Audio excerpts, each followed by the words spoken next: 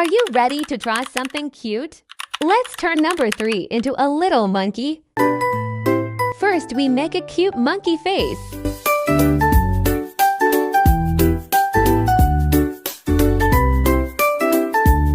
Now add the small ears on the sides. Let's redraw a little body.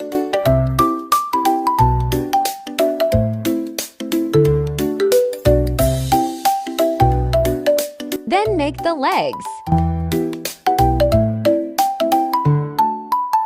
And finally draw a curly tail.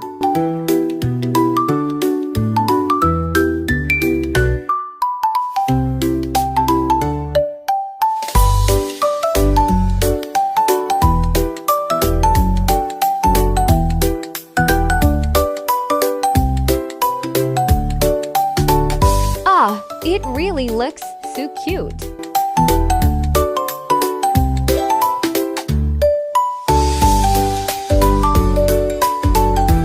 Now it's time to color the monkey.